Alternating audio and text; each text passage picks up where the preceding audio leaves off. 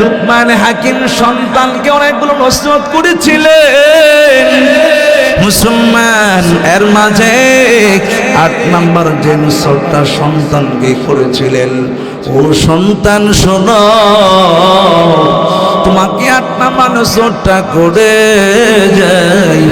সেই নসিহতটা হলো ওয়ালা তুসাইর খাদ্দাকা লিন্নাস।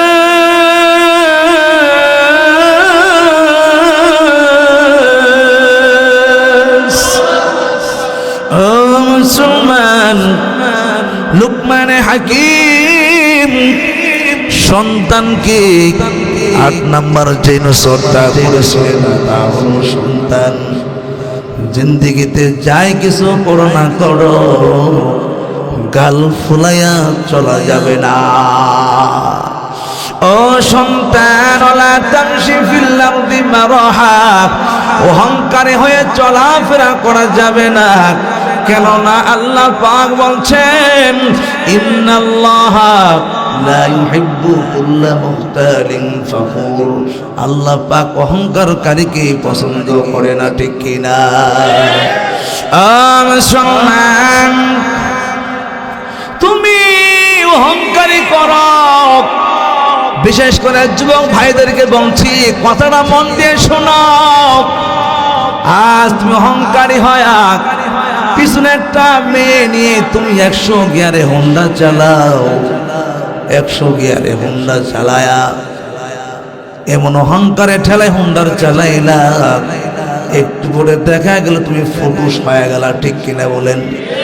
ও যুবক ভাই সাবধান, কেন তুমি ফুটুস হয়েছ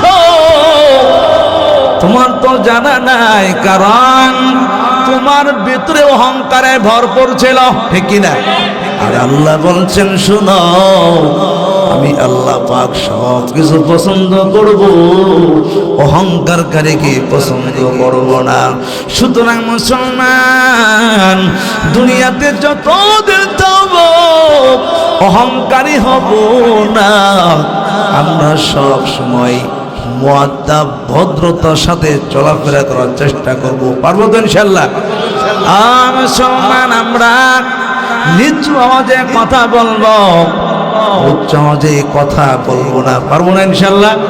কেন মুসলমান, উচ্চ আওয়াজে কথা বলা ওলামা একরামদের সামনে কেন, বড় বড় যারা মুরব্বী তাদের সামনে উচ্চ আওয়াজে কথা বলা একটা বেয়াদবি, ঠিক কিনা বলেন?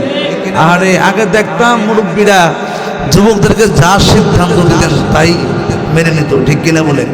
আর এখনকার যুবকরা কি বলে, এই আপনি কি বুঝেন, আপনি সরে নেনতে, ঠিক কিনা বলেন? আপনাদের চলে যান, এরকম বলে কি বলে না? আজ